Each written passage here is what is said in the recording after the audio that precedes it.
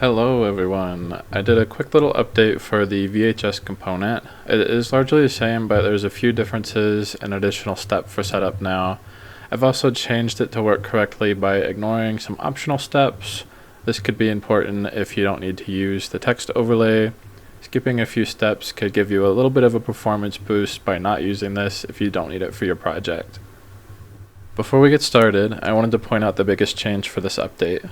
So originally the text overlay was faked by attaching a 3D widget to the front of the camera so that the post-process effects would happen over it. Having the static and the tearing effect over the text felt important for immersion.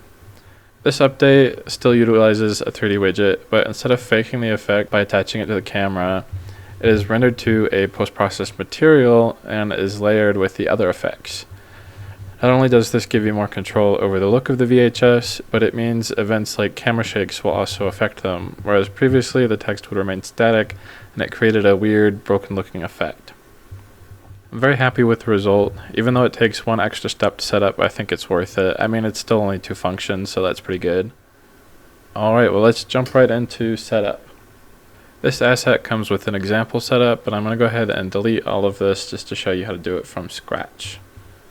Alright, so the first thing we want to do is come up to this add button here in the character components, and we're just going to search for VHS. Right here we'll find the VHS component, and we'll click on that to add it to the character.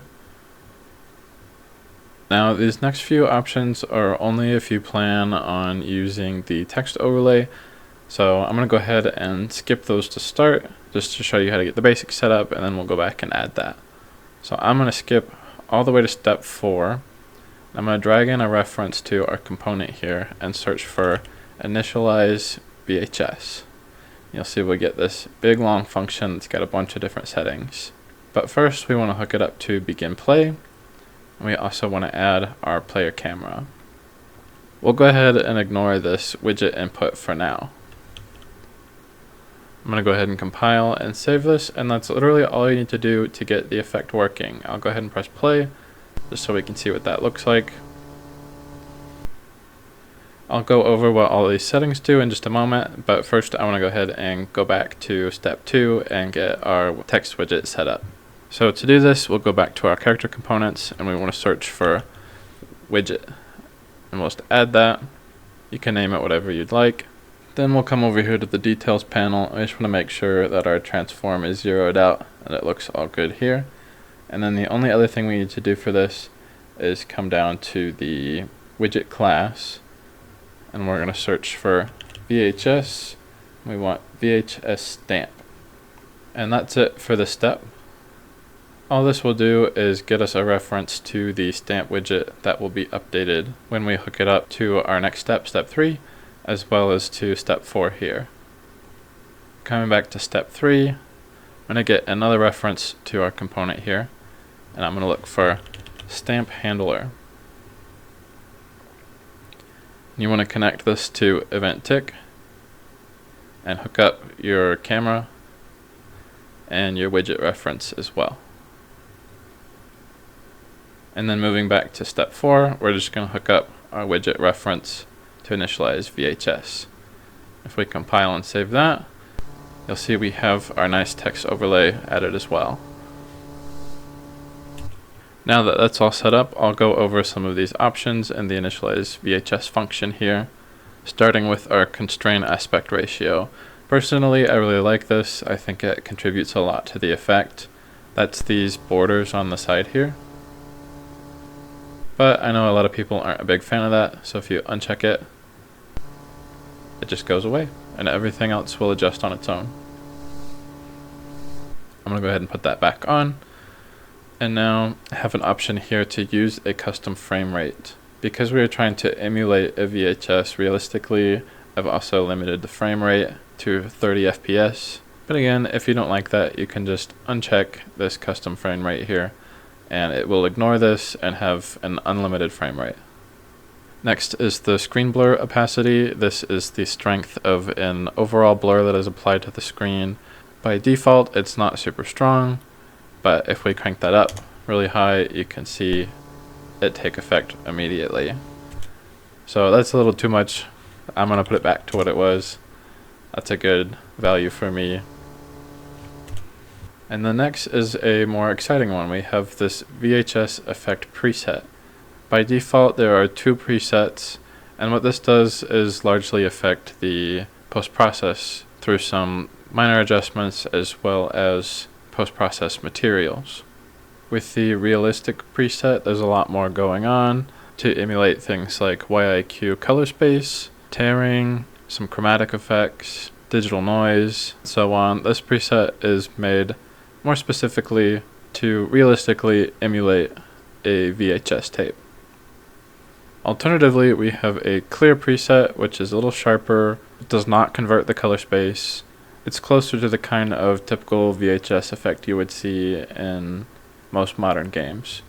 So if we press play, we can see it looks quite a bit different from the realistic preset. But it still looks nice, it's a nice change. Personally, I prefer the realistic preset, so I'm going to go ahead and put that back. Next, we have a variable for use stamp. Stamp is in reference to our widget here.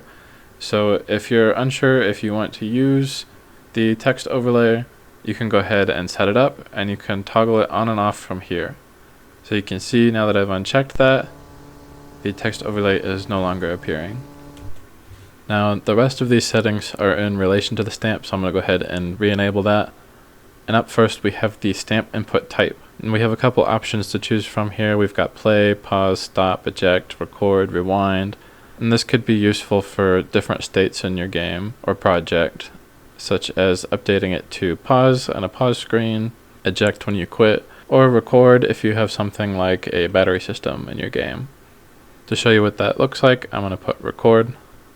And if we press play, we can see both the text and the icon has been updated to reflect our chosen input.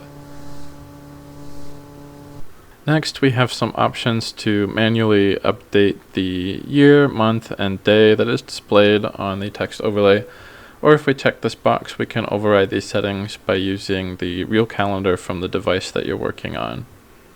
So if we enable that, we'll see it's updated to reflect the current date. Similarly, we have some options for the time, or we can override this by using the real time on our device. We can see that that's been updated to reflect it as well. And lastly, we have this option to toggle the static sound that plays when you start up the game. By default, this is enabled, but if we turn it off, it'll be silent. So this function is nice because it allows us a lot of customization and flexibility when we're setting up the VHS, but some of these things like the stamp input or the date or time you might want to update manually in game. I've also created a function for that as well. So if we drag out a reference to our component here and search for stamp info, then you'll see we have all of the options to manually update our stamp at runtime.